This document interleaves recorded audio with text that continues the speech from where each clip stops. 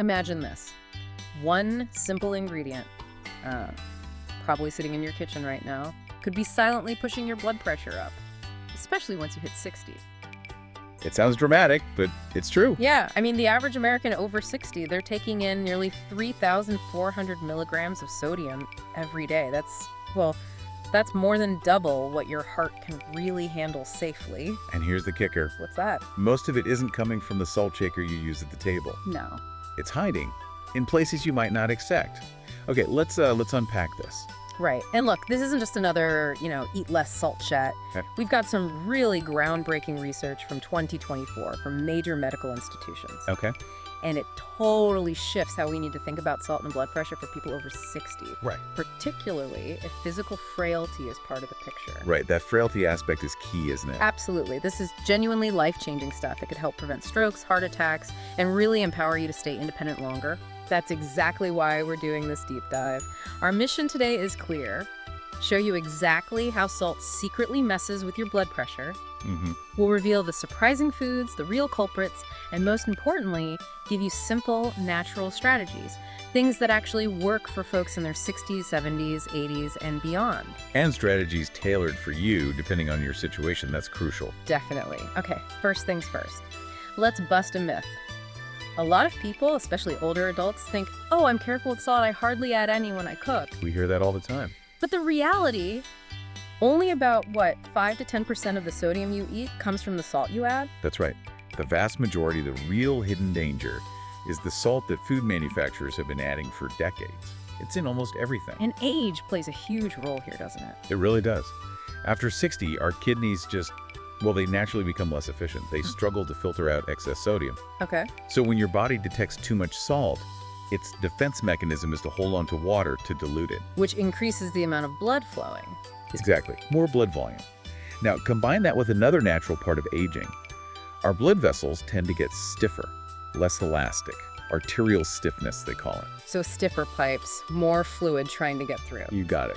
Even a moderate increase in salt can cause a much bigger jump in blood pressure than you'd see in a younger person. How big a jump are we talking? Well, some 2024 studies, like those in Nature Medicine, showed systolic blood pressure, that top number climbing 8 to 12 points, sometimes within just weeks of moderate salt increases. Wow, that's significant. It is. But here's some empowering news. Recent findings, also from 2024, this time for the American College of Cardiology. Yeah. They found that adults who use salt substitutes had a 40% lower chance of developing high blood pressure. 40%. That's huge. But you said most people over 60 don't even know about them. Largely, yes. That's a massive missed opportunity. Okay, so let's talk about where this hidden sodium is, because it's shocking when you actually look. Like canned soup, maybe some deli meat for lunch. Seems okay, right? You'd think so. But these everyday items can be absolutely loaded. Give us some examples. Okay, 1 cup of typical canned soup. Easily 800 to 1,200 milligrams of sodium. That's potentially half the daily limit right there. Or more. Just 2 slices of deli turkey breast.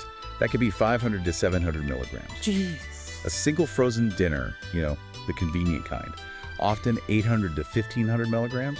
Even a plain bagel, a medium one, might have 400 to 600 milligrams. And ketchup, that little bit you put on eggs. 1 tablespoon adds about 160 milligrams. It all adds up incredibly fast. You can see how someone could blow past that 1,500 milligram recommendation from the American Heart Association before they even get to dinner. It's like a silent sabotage happening meal after meal. It really is. But, and this is really important, a groundbreaking 2024 study from Osaka University found something fascinating. Okay, what's that? Salt doesn't hit everyone over 60 the same way. They looked at physically robust seniors, good grip strength, walking fine, active. Their blood pressure clearly went up with more salt, predictably.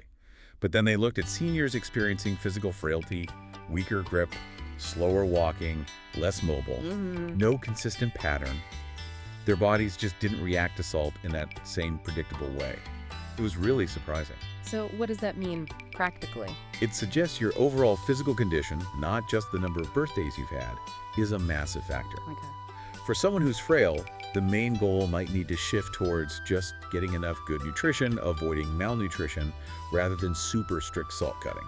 So that one-size-fits-all advice, just slash the salt. It could actually be unhelpful, even harmful for some older adults. Precisely. It explains why that rigid approach doesn't work for everyone and might even backfire. Okay, that's a huge takeaway. Now, I've got a question for you. It might surprise some listeners. Which has more sodium? A large McDonald's fries or 2 slices of regular whole wheat bread? Ah, the classic comparison. Yeah. And the answer, which often surprises people, Yeah. is the bread. The bread, exactly. And this leads us perfectly into what we call betrayer foods. Foods that look healthy, maybe even marketed as healthy, but they're secretly packed with sodium, total saboteurs for blood pressure. Let's name some names. Those heart-healthy whole grain breads. Yeah. One slice can easily have 200 to 300 milligrams of sodium. So 2 slices for toast or a sandwich. That's almost 20% of your daily limit. Gone, just like that. Right. And manufacturers use it for taste, sure, but also as a preservative. And it even helps with, like, the texture and how the yeast works. What about cottage cheese? People love it for protein, especially seniors. Oh yeah, the protein champion. Yeah. But check the label. 1 cup can have a shocking 800 to 900 milligrams of sodium. Wow. More than half the daily goal in one snack. Sometimes, yeah. Salt is essential for making cheese, but brands vary wildly. You have to read the labels. And canned vegetables, the convenient option. Convenient, yes, but salty. A cup of canned green beans or corn offer 400 to 600 milligrams. Salt's added for preserving and flavor. Even the no salt added ones. They still have natural sodium, maybe 20-50 milligrams per cup, which isn't huge, but it contributes. And watch out for breakfast cereals. Even the whole grain ones can have 200 to 400 milligrams before milk. It's not just the main items either, is it? Dressings, sauces. Absolutely. Condiments are sodium traps. 2 tablespoons of a standard salad dressing could be 300, 400, even 500 milligrams. And things like soy sauce, BBQ sauce, ketchup, they're super concentrated sources. What makes this even trickier for older adults? There's something else going on, right? Yeah, there is. Our taste buds naturally become less sensitive as we age. The National Institute on Aging found that people over 60 might need 2 or 3 times more salt just to perceive the same level of saltiness they used to. So you end up craving or adding more salt without even realizing it. A vicious cycle. Exactly, a subtle but powerful cycle. And remember that FDA data from 2024, over 70% of the sodium we eat comes from processed and prepared foods, not the shaker. So ditching the shaker helps, but it's not the whole story. Not even close.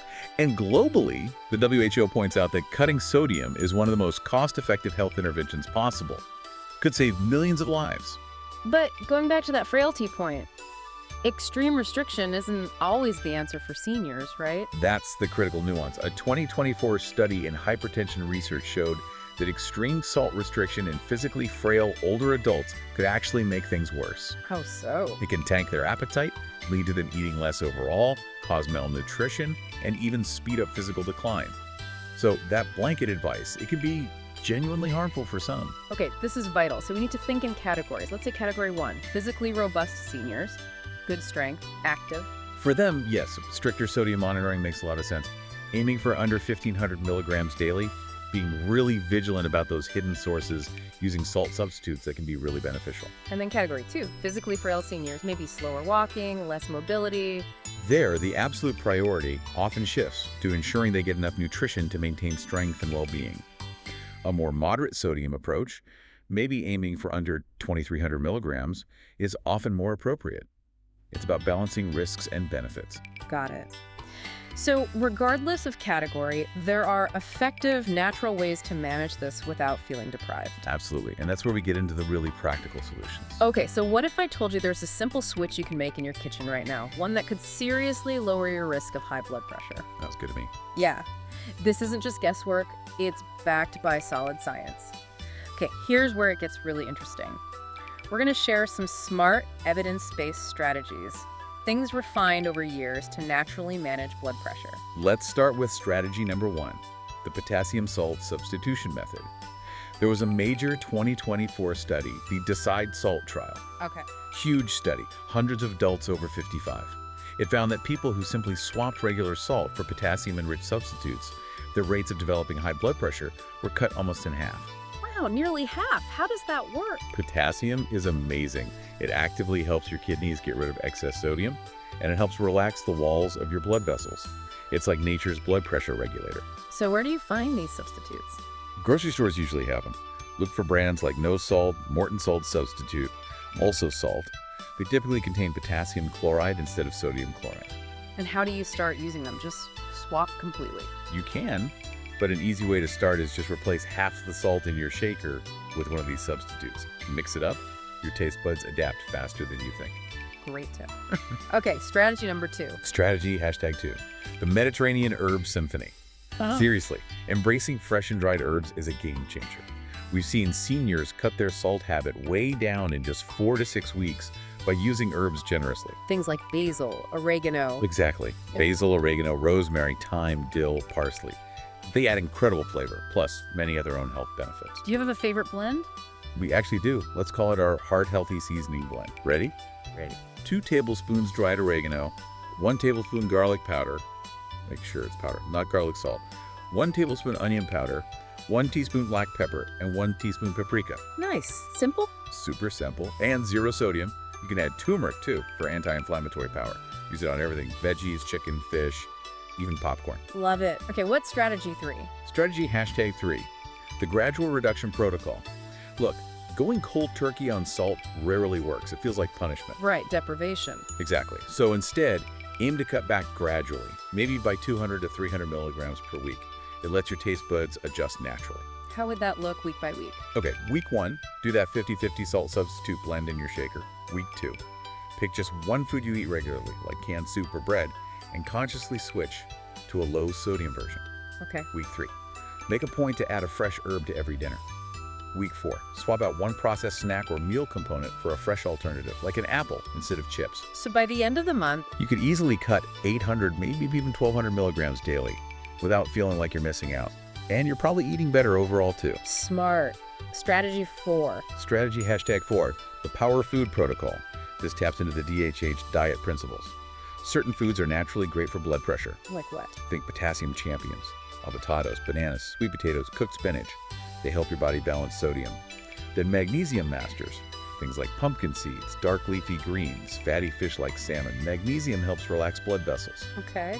Any others? And nitrate powerhouses, beets, arugula, even 100% pomegranate juice. They help improve blood flow.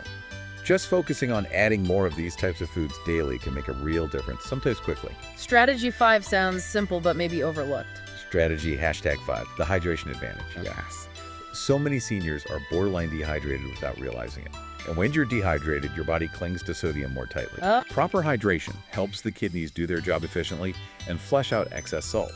A good rule of thumb: drink a glass of water, maybe 8 ounces, about 30 minutes before each meal, and sip water between meals. Important note though, if you have fluid restrictions from your doctor for heart or kidney issues, follow those instructions. Right. Absolutely critical. Always follow medical advice. But for most, drinking more water is a win. Okay, strategy 6 involves timing. Strategy #6, the timing advantage. Yeah, this is newer research, but interesting. When you eat saltier foods, might matter almost as much as how much. Really? How?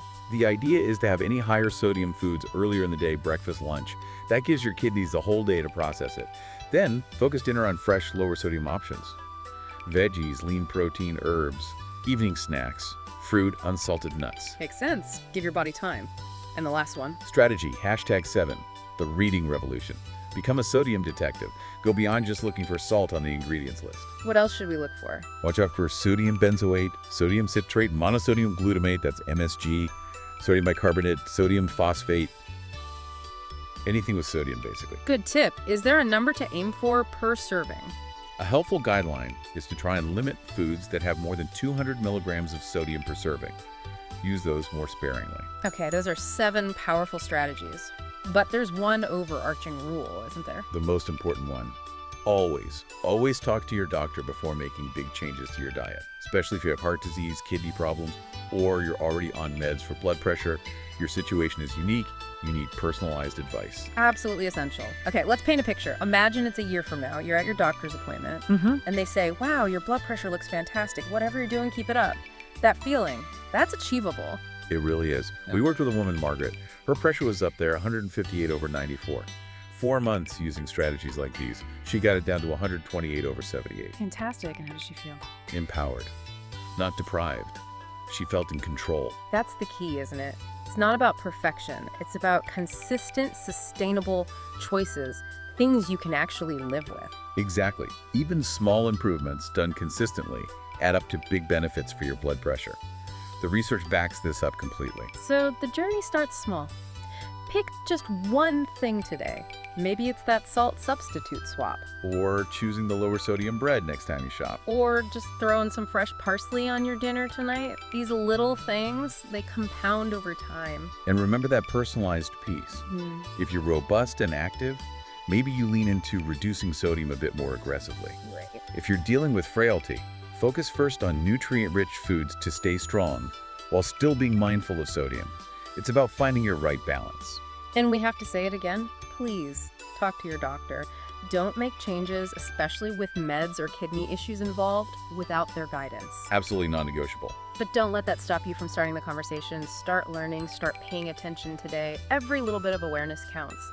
It's a real investment in your future energy, your independence. So thinking about all this, what does it really mean for you listening right now? Yeah, it's about the numbers, the blood pressure readings.